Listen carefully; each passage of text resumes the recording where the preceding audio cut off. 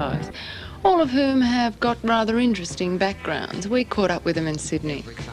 Well, between you, you've covered the whole history of rock in this country as we know it, but just how did the Mighty Guys come about? Came about 2 years ago. Basically, my idea was one to relieve my boredom doing sessions, club work, whatever. It was all good bread and butter stuff, but it got a bit boring. And I thought, oh, we'll get a little band together and play a bit of rock and roll that I grew up on. So maybe 1-2 nights a week for food and drinks and, you know, a bit of fun.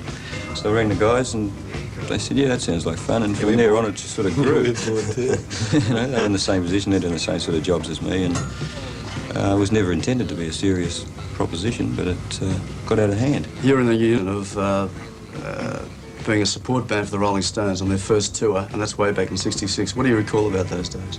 Well, it was the second tour, actually. The first tour I was sleeping on the sidewalk trying to get tickets for. The second tour I was on the show with them. All I can remember is that I was overawed. I mean, I was, 18 or something at the time, and they were big stars, and I was, totally in awe of them, and I went on to the biggest crowd I'd ever played to, and I just heard some tapes recently, live tapes of that concert, which I was scared stiff of hearing. I thought they were going to be awful.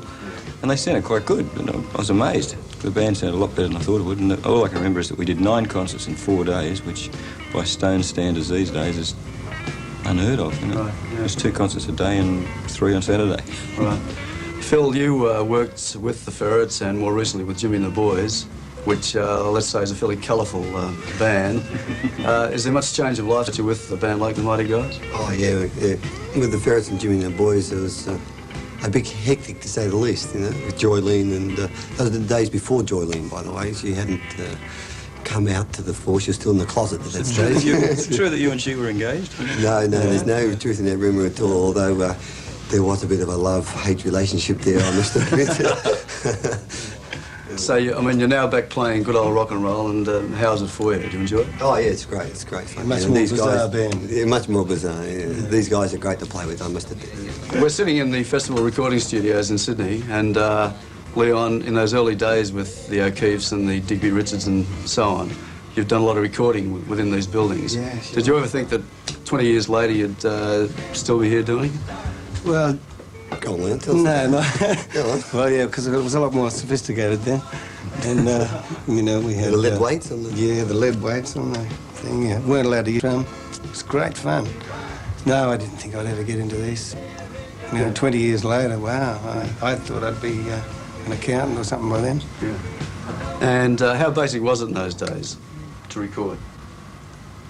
Well, it was good fun because it was sort of exciting and you really didn't know what was going to happen and the things that came out. But nothing ever came out the way that you thought it was going to in those days. And that still sounds like...